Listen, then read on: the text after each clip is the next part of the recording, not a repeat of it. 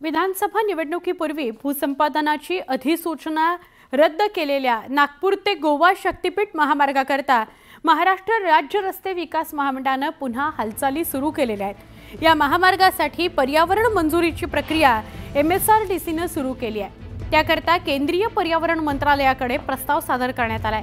त्यामुळे या महामार्गासाठी भूसंपादनाची अधिसूचना लवकरच काढली जाण्याची शक्यता वर्तवली जाते। राज्य सरकारने त्याची अधिसूचना काढून 12 जिल्ह्यांमध्ये 27 भूसंपादन अधिकाऱ्यांची नेमणूक केली होती। मात्र विधानसभा निवडणुकीपूर्वी कोल्हापूर आणि सांगली जिल्ह्यातील शेतकऱ्यांनी या मार्गाला विरोध दर्शवला होता। त्यामुळे महायुतीच्या स्थानिक नेत्यांनीही प्रकल्प रद्द करण्याची मागणी केली होती। सप्टेंबरमध्ये या महामार्गाची भूसंपादनाची अधिसूचना राज्य सरकारने रद्द केली होती। आता निवडणुका संपताच पुन्हा या प्रकल्पाकरता MSRDCने हालचाली सुरू केलेल्या आहेत।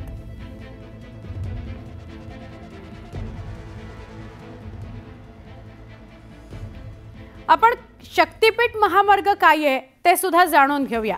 बघा, राज्यातील सगळ्यात लांब असा सुपर एक्सप्रेसवे असेल हा शक्तीपीठ महामार्ग। वर्धा जिल्ह्यातून सुरू होऊन तो सिंधुदुर्ग जिल्ह्यामध्ये संपेल। वर्ध्यातून सुरू होऊन कोकणापर्यंत तो जाणार आहे। 802 किलोमीटर लांबीचा 6 लेनचा हा द्रुतगती मार्ग आहे।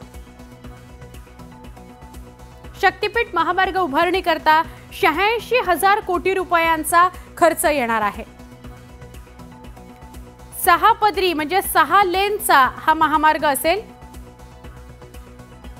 12 जिल्ह्यांमधून शक्तीपीठ महामार्ग जाईल।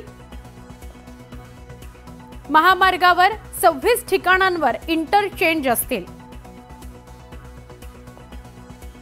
48 मोठे पूल, 30 बोगदे, 8 रेल्वे क्रॉसिंग्स असतील। 2025 मध्ये महामार्गाचे भूमिपूजन प्रस्तावित आहे। 2030 मध्ये सर्वसामान्यांकरता हा महामार्ग खुला होऊ शकतो। शक्तीपीठ महामार्ग वर्धा ते कोकण। सध्या नागपूरहून गोव्याला जाण्याकरता रस्त्याने 18 तास लागतात।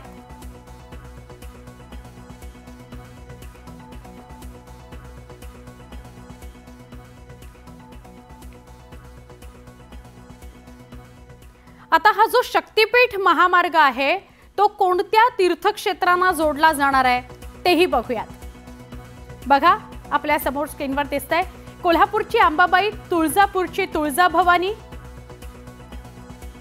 नांदेडमधील माहूरची रेणुका देवी, परळीचा वैजनाथ, औंढा नागनाथ, पंढरपूरचं श्री विठ्ठल रुक्मिणी मंदिर, नांदेडमधील गुरु गोविंद सिंग महाराजांचा गुरुद्वारा, सोलापूरचं सिद्धरामेश्वर मंदिर, पट्टण कोडोली कडेरी मठ, आदमापूर तीर्थक्षेत्र अशा सगळ्या शक्तीपीठांना, शक्ती स्थळांना आपण भेट देऊ शकतो या शक्तीपीठ मार्गाने गेलो तर।